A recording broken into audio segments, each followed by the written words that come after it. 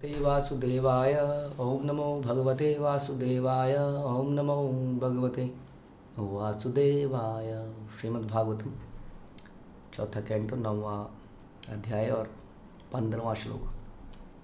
तो ध्रुव महाराज द्वारा भगवान की प्रशंसा, गुणगान बड़ा इंपॉर्टेंट है। We should know how to glorify, इसलिए हमें बार बार ग्लोरीफाई करने की प्रैक्टिस करनी चाहिए, भक्तों को एटलीस्ट, है ना, भगवान को साथ में बैठकर। हाँ, इज़ गुड प्रैक्टिस। जब ये प्रैक्टिस हमारे जीवन का आधार बन जाएगी तो पूरी Bhagavatam is all about glorification of Krishna and his devotees. Story telling, Bhagavatam is story telling. हमें स्टोरी टेलिंग आना चाहिए, कैसे कथाएं करी जाएं। इसके लिए हमारे घर में हमारे बच्चे हैं, हमारे बड़े भी हैं, हमारे इक्वल्स भी हैं। जहाँ समय मिले इन कथाओं को नरेट किया जा सकता है। और इसको नरेशन में करने वाले व्यक्ति को भी आनंद है, फ़ायदा है, और सुनने वाले को भी आनंद है।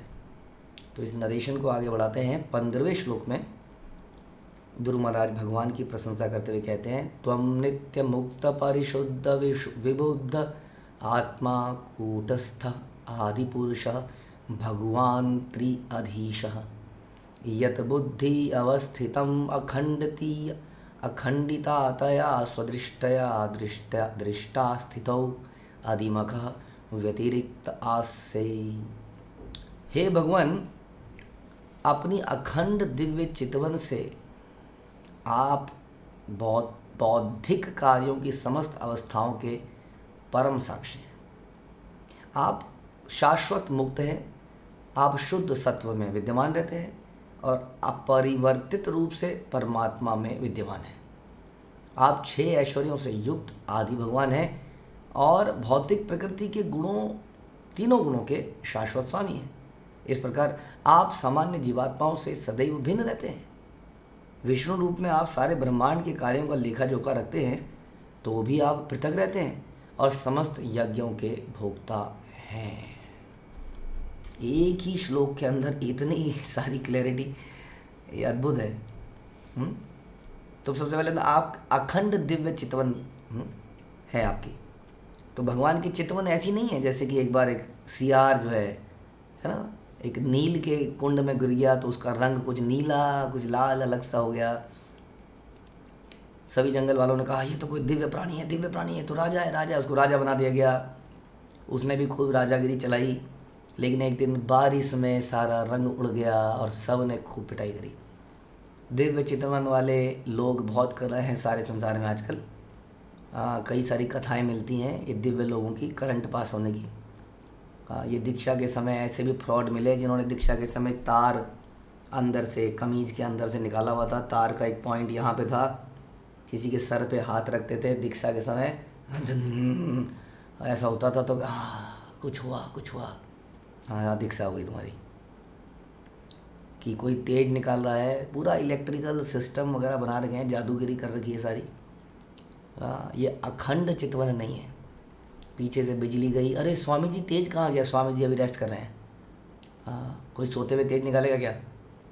स्वामी जी का तेज चला गया, लाइट चली गई, जनरेटर फेल हो गया, पता नहीं क्या हुआ अचानक स्वामी जी को दस्त लग गए। अब क्या बताएं अपने शिष्यों को कि दस्त भी लगते हैं क्या हमें? तो ये अखंड चितवन नहीं है, भगवान की अखंड चितवन है। उनकी चितवन पे दाग नहीं लग सकता है, ढका नहीं जा सकता उनको, क्योंकि उसके कारण क्या है वो आगे के इस पूरे लाइन्स में कई सारी चीज़ें बता रही हैं। आप बौद्धिक कार्यों की समस्त अवस्थाओं के परम साक्षी हैं। आप सब जानते हैं क्या होने वाला है, क्या नहीं होने वाला है। मेरे मन में क्या चल रहा है, मेरा मन कैसी इच्छाएं कर रहा है, कैसी धूर्त इच्छाएं कर रहा है, गलत इच्छाएं कर रहा है, उसके मन में क्या क्या पाप की भावनाएं आ रही हैं। आप साक्षी हैं। जो काम मैं कर रहा हूँ उसके साक्षी हैं, बल्कि जो मैं सोच रहा हूँ आप उसके भी साक्षी हैं। संसार में जो गवाह है वो गवाही दे सकते हैं केवल उन कार्यों के लिए जो हमने कर डाले, लेकिन कोई भी व्यक्ति इस चीज़ की गवाही नहीं दे सकता कि मैं मन में क्या सोच रहा हूँ। इस बारे में तो क्या बताएं, पति पत्नी के झगड़े ही होते हैं बस। तो मन में क्या, मुझे पता है तुम मन में क्या सोच रहे हो। हाँ, लेकिन कंफर्मेशन नहीं हो सकती है। किसी तरह से इसके दिमाग को पढ़ के अगर हम कंप्यूटर में टाइप कर देते तो सब पर्दा फाश हो जाता है, लेकिन क्या करें, कर ही नहीं सकते हैं। लेकिन भगवान उसके भी साक्षी हैं। हाँ, ऐसे हैं भगवान।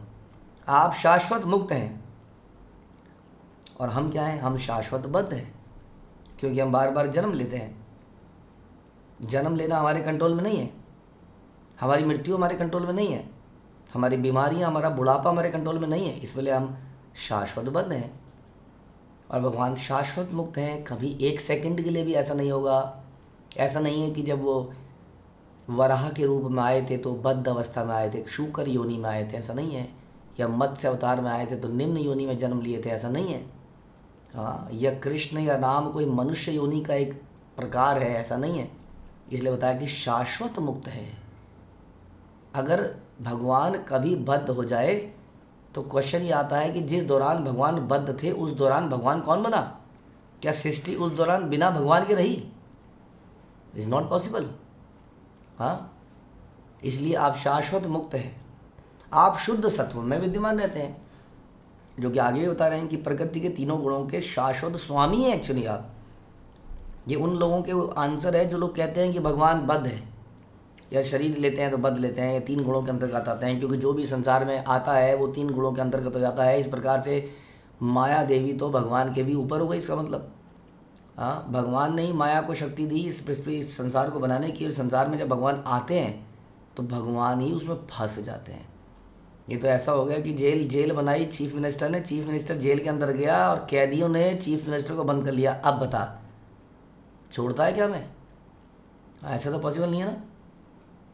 तो ये तो ऐसे ही हो गया कि घूमने के लिए गया था बेचारा जेल के अंदर और जेल वालों ने पकड़ लिया। हाँ, तो इसलिए कह रहे हैं कि आप तीनों गुणों के स्वामी हैं। जब आप स्वामी हैं इसका मतलब आप तीनों गुणों आपको प्रभावित करते हैं, इसलिए आप शुद्ध सत्व में विद्यमान है। Shuddha sattva is not satoguna, it is satoguna always with no mishran, it is called shuddha sattva. और अपरिवर्तित रूप में परमात्मा में, अच्छा आप ही परमात्मा भी, आप परमात्मा भी आप ही का एक्सटेंशन है। और कोई नहीं है। परमात्मा is not a different person. आप 6 ऐश्वर्यों से युक्त हैं। ऐश्वर्य से समग्र से वीर्य से यशसा श्रिय ज्ञान वैराग्य, ये 6 ऐश्वर्य हैं आपके। और भौतिक प्रकृति के तीनों गुणों के शास्त्र स्वामी। तो 6 ऐश्वर्य के बारे में खूब चर्चा हम अक्सर करते ही हैं। पराशर मुनि विष्णु पुराण में इसके बारे में हम चर्चा सुनते हैं। इन 6 ऐश्वर्यों के भगवान का मतलब ये है कि जो 6 ऐश्वर्यों को धारण करता है, धारण करने वाला वो व्यक्ति जो ऑल ब्यूटीफुल है, ऑल इंटेलिजेंट है, हाँ, जो मीन्स ऑल नॉलेजेबल है, ऑल उसके अंदर पूरी रिनंसिएशन है, वेल्थ है, ऐश्वर्य है, मतलब नाम यश है। हाँ, ये सारी चीज़ें उनके अंदर हैं। और कैसी हैं? कूट कूट के भरी हैं, यानी कि कंप्लीट मात्रा में है, फुल है। हम लोगों के लिए अंदर आंशिक रूप में होती हैं। इस प्रकार आप सामान्य जीवात्माओं से भिन्न हैं, क्योंकि एक तो हम बद्ध हैं, जैसा भी हमने चर्चा किया, 3 गुणों से, शरीर से, हाँ, अपने कर्मों से। दूसरा, हमारे पास जो ऐश्वर्य हैं बहुत ही लिमिटेड मात्रा में है, बहुत बहुत लिमिटेड मात्रा में। किसी के अंदर थोड़ी सी भी खूबसूरती हो जाती है, हम कहते हैं ओ मिस यूनिवर्स, मिस वर्ल्ड। और उस सुंदरी को किसी अप्सरा के सामने रख दें तो अप्सरा बोलेगी कहाँ से आई है, झुग्गी से आई है क्या? हाँ, शक्ल सूरत होती नहीं, आ जाती है यहाँ पर। तो जो अप्सराओं की खूबसूरती है उसका कोई कंपैरिजन नहीं है। अप्सराओं में भी जो उर्वशी है, उर्वशी के सामने जब उर्वशी नर नारायण ने प्रस्तुत करी तो इंद्र को शर्म आ गई, अप्सराओं को शर्म आ गई। ओह, ये क्या दे दिया, इतना बढ़िया उपहार। और बताते हैं कि ये उर्वशी और ये सारे जन जब भगवान की गोपियों को देखते हैं तो इन्हें शर्म आ जाती है। तो इस प्रकार से हमारे अंदर जो है ऐश्वर्यों की डॉट जितना भी ऐश्वर्य नहीं है, लेकिन हम उस ऐश्वर्य से भी इतने फेमस हो जाते हैं संसार के अंदर। इस प्रकार से बता रहे हैं कि हमारे में और आप में बहुत अंतर है। भगवान विष्णु रूप में आप सारे ब्रह्मांड के कार्यों का लेखा जोखा भी आप ही रखते हैं। अच्छा, संसार के हिसाब किताब रखने के लिए आपने एक विष्णु रूप भी बना रखा है।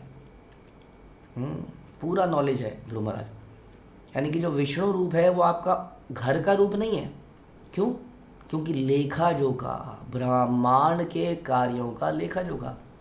कोई आदमी लेखा जोखा कहाँ करता है? घर के अंदर करता है, ऑफिस में करता है। घर में तो उसको आते ही बताना पड़ता है जी दाल है, चावल है, हाँ, बेटा आएगा पीठ पे चढ़ जाएगा, घोड़ा बनो, क्या क्या होगा उसके साथ। लेकिन लेखा जोखा हिसाब किताब लेन देन सब ऑफिस में। तो विष्णु रूप में आप ये करते हैं और कृष्ण रूप में आपके ऊपर भक्त चढ़ जाते हैं।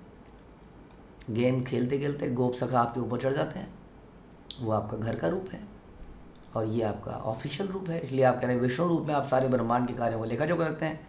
तो भी आप पृथक रहते हैं, लेखा जोखा आप रखते हैं, लेकिन आपको उससे कोई मतलब नहीं है। आप तो जब हिसाब रख रहे हैं, लेखा जोखा रखता है कैशियर। कैशियर को मतलब नहीं होता है कि बैंक में पैसा बढ़ा या कम हुआ, उसको क्या लेना देना, उसको तो हिसाब किताब रखना है। उसी तरह से you are not part of this material world. इस संसार की एक्टिविटीज़ का कोई लेना देना नहीं आपसे, लेकिन आप हिसाब किताब पूरा रखते हैं, क्योंकि सारे जीवों के कर्मों का हिसाब किताब आपको रखना है, उनको उन्हीं के अनुसार अलग अलग योनियों में पैदा करना है। इसलिए आप पृथक रहते हैं। समस्त यज्ञों के भोक्ता भी आप ही हैं। यानी कि संसार में हम लोग यही सोचते हैं, पति सोचता है मैं भोगता हूँ, घर का हेड मुखिया मैं हूँ। किसी किसी जगह पत्नी सोचती है कि मैं यहाँ की मुखिया हूँ। कोई बिजनेस में हेड सोचता है, कोई है ना। इस प्रकार से हर कोई प्रयास कर रहा है कि मुझे दिया जाए। I am also a person. छोटा सा बच्चा भी चिल्लाता है यदि उसको पूछा ना जाए तो।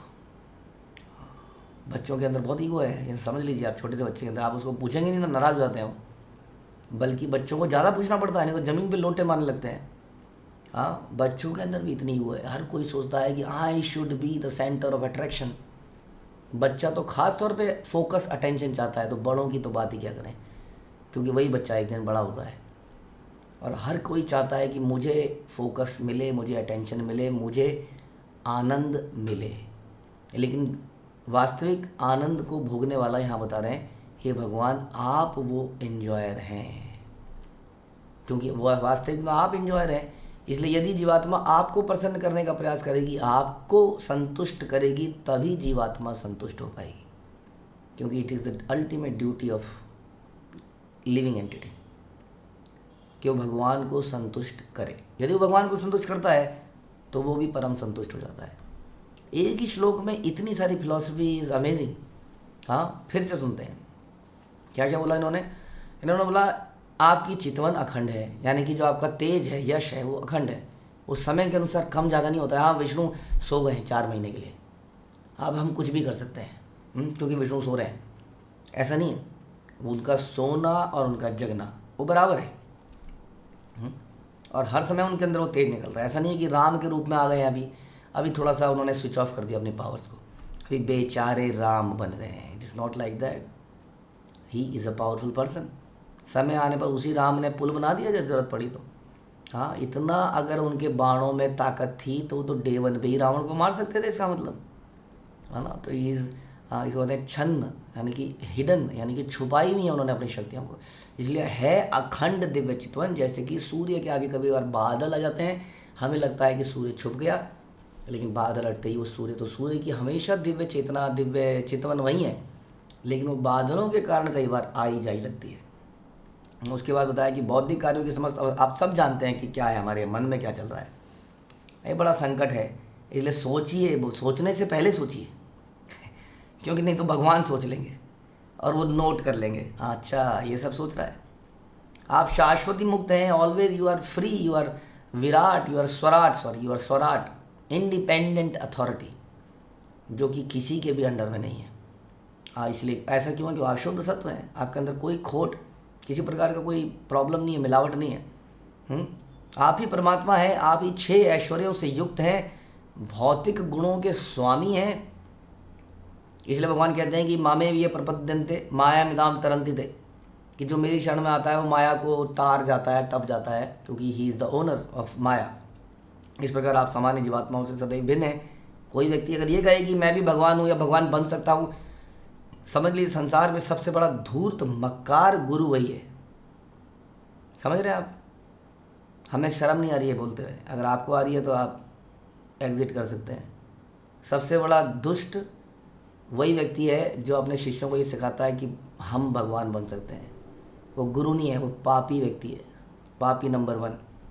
हाँ, आपसे हाथ जोड़ के निवेदन है, ऐसे व्यक्ति को तुरंत त्याग दीजिए, क्योंकि यहाँ लिखा है इसमें क्या आप सामान्य जीवात्माओं तो सदैव भिन्न रहते हैं, सदैव, always. We can never become god, we can become gods. Vishnu रूप में आप सारे ब्रह्मांड के कार्यों का लेखा जोखा करते हैं। हाँ, ही छोड़ नहीं रहे हैं वो कंट्रोल को, although he is playing in Vrindavan, but at the same time वो अपनी एक एक्सटेंशन विष्णु के रूप में संसार के हर कार्यों का लेखा जोखा कर रहे हैं। अभी हमने सुना, न केवल उन कार्यों का जो हम कर रहे हैं, बल्कि उन कार्यों का जो हम सोच रहे हैं। देख तो रहे हैं, इज ऑब्जर्वर, लेकिन फिर भी आप समस्त चीज़ों से भिन्न हैं, स्वतंत्र हैं और आप भोक्ता है। हमें हमेशा ध्यान रखना चाहिए। भोक्ता राम जग तपसाम सर्वलोके महेश्वरम सुहृदम सर्वभूतानां ज्ञात्वा माम शांतिम रिच्छति। जो इस व्यक्ति को, जो इस बात को समझ लेता है कि मैं भोगता हूँ, नहीं तो आधे लोग तो नहीं, कैसे कैसे, वाह भाई वाह, तुम भोगता हो, हम क्या है, हम वेले घूम रहे हैं यहाँ पर, हम इतनी मेहनत कर रहे हैं, हम भी करेंगे, हम भी खाएंगे, हम भी जीतेंगे। Then he will not get what, ज्ञात्वा माम शांतिम रिच्छति। जो इस बात को समझ लेता है, जान लेता है, इस तरह कार्य करता है, उसको शांति प्राप्त होती है, परम आनंद, परम शांति प्राप्त होती है। इसका मतलब जो इस बात को नहीं मानता है, उसको शांति प्राप्त नहीं होती है। तो इस प्रकार से बहुत ही महत्वपूर्ण श्लोक। ध्रुव महाराज की जय, श्रील प्रभुपाद की जय, ग्रंथराज श्रीमद् भागवतम की जय। यस, एनी क्वेश्चंस और कमेंट्स? रितिका माता जी बोलिए।